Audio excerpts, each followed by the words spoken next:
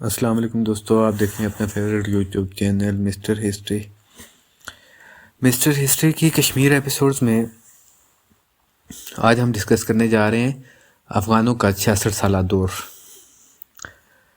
Viewers, افغانوں کا جو دور گزرا کشمیر میں، اسے کشمیر کی ہسٹری میں سب سے سیاہ ترین دور بھی مانا جاتا ہے، ان کے ظلم و ستم جبر کی وجہ سے۔ ویڈیو میں آگے جانے سے پہلے آپ سے ریکویسٹ ہے کہ چینل کو سبسکرائب کر لیں، ویڈیو کو لائک اور شیئر کریں تاکہ زیادہ سے زیادہ لوگوں تک یہ تاریخ پہنچ سکے۔ تو ویورز، مغلیہ سلطنت کے آخری زوال پذیر اور آشوب دور میں کشمیری قوم بھی متاثر ہوئے بغیر نہ رہ سکی۔ باہمی آویزش اور فرقہ وارانہ فسادات نے عوام الناس کو حد درجہ پریشان کر رکھا تھا۔ مغل صوبیدار انتہائی غیر ذمہ دار اور ظالم بن گئے تھے۔ یہ لوگ دن رات عوام کا خون نچوڑنے اور اپنی تجوریاں بھرنے میں لگے ہوئے تھے، کوئی پرسان حال نہ تھا۔ اس زمانے میں کوئی سیاسی تنظیمیں نہیں ہوا کرتی تھی۔ عوام کی رہنمائی یا نمائندگی کا کام مذہبی اکابرین یا امراء کا طبقہ کیا کرتا تھا۔ اتفاق سے اس زمانہ میں پڑوسی مملکت افغانستان میں ایک انقلاب رونما ہوا۔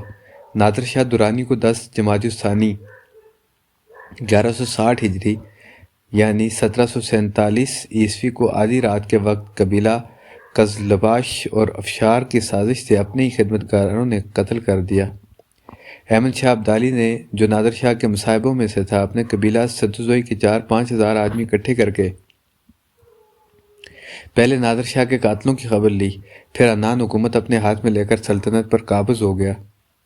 کشمیری امراء نے احمد شاہ ابدالی کی تخت نشینی کا حال سنا تو انہوں نے ابدالی کو ایک خط لکھ بھیجا کہ آپ کشمیر کے لیے اپنا کوئی ناظم مقرر کریں،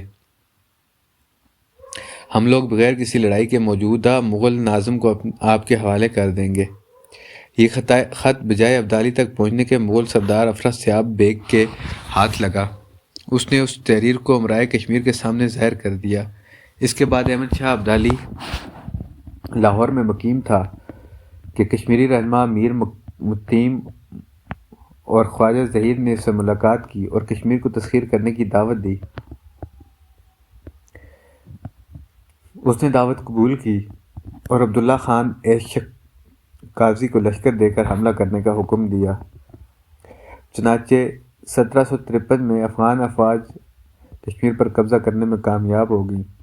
اس طرح کشمیر کی حکمرانی شاہان چغتائی کے ہاتھوں سے نکل کر افغانوں کے ہاتھ آئی۔ افغانوں کا اقتدار 1753 سے 1819 تک 66 سال تک قائم رہا۔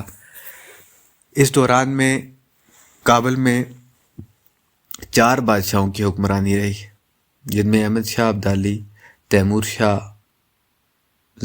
درزئی، زمان شاہ درانی، محمد شاہ درانی۔ ان 66 برسوں میں افغان بادشاہوں کی طرف سے 24 صوبیدار یکے بعد دیگرے مقرر ہوتے رہے۔ ان میں سے 1-2 استثناؤں کے سوا سب نے ظلم و تشدد اور استحصال کی کارروائیاں جاری رکھی۔ عبداللہ خان ایشک قاضی کشمیر کا فاتح تھا۔ اس کے بارے میں مورخ محمد فوق دین لکھتے ہیں، شاہی خزانے، دفائن اور مال و اسباب تو فاتح عبداللہ کے لیے شیر مادر ہی تھا۔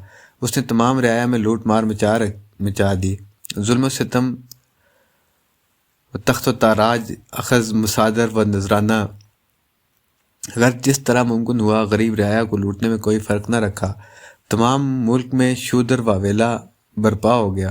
اس وقت کے ایک شاعر ملا احمد نے ان حالات کو درد انگیز الفاظ میں نظم کیا، جس کا آخری شعر ہے: ناگہاں چوں بلائے دامن گیر، شاہ قاضی رسید در کشمیر۔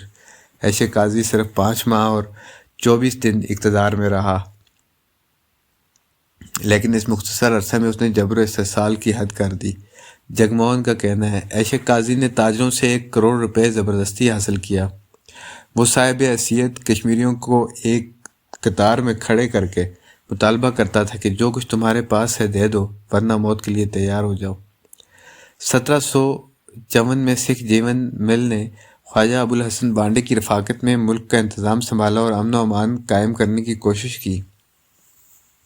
1765 میں قید پڑا اور ٹڈی دل نے حملہ کر دیا۔ ابو الحسن بانڈے نے 2 لاکھ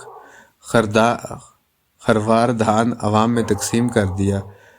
وہ 2.5 سال تک سکھ جیون مل نے ابو الحسن بانڈے کی مدد سے امور ملکی بخیر و خوبی سر انجام دیے، لیکن فتنہ پردازوں کو یہ امن و عیشی کا زمانہ پسند نہ آیا۔ ان دونوں کے درمیان کدورت پیدا کر دی گئی۔ سکھ جیون مل نے خود مختاری کا اعلان کر دیا تھا اور ابو الحسن کو اپنا وزیر اعظم مقرر کر دیا تھا۔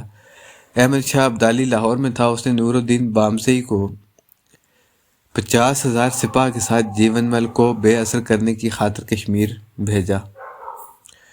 سکھ جیون مل 60,000 سپاہ کے ساتھ مقابلہ کرنے کے لیے آیا، لیکن اسے کسی طرح دھوکے سے گرفتار کر کے نور الدین حامزئی کے سامنے پیش کیا گیا، جس نے اس کی دونوں آنکھیں نکلوا دی۔ سکھ جیون مل بہت شجاع اور دلاور آدمی تھا۔ وہ بے تعصب، نیک سیرت اور راست گو انسان تھا۔ وہ مسلمان علماء اور فضلاء کی بہت مدد کرتا تھا۔ جمعہ کے دن جامع مسجد میں موجود رہتا تھا۔ عید اور نوروز کے جشن بڑے شوق سے مناتا تھا۔ جب اس کی آنکھیں نکالی جا رہی تھی تو اس نے ایک نظم کہی جس کا مطلب تھا: چشم از وضع جہاں پوشیدہ، سر بسر احوال آن نادیدہ۔ اندھا ہو جانے کے بعد یہ ربائی اس کے زبان پر رہتی تھی: ہر چند گفتم نفس زنی راہ، حائد نہ گردن نہ کردنی راہ، این نفس سرکش نہ شنید از من، تا آخرش دید نہ دیدنی راہ۔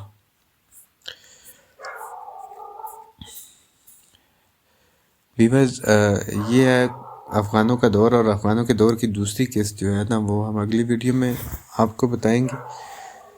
تو تب تک کے لیے ہمیں دیجیے اجازت۔ فی امان اللہ۔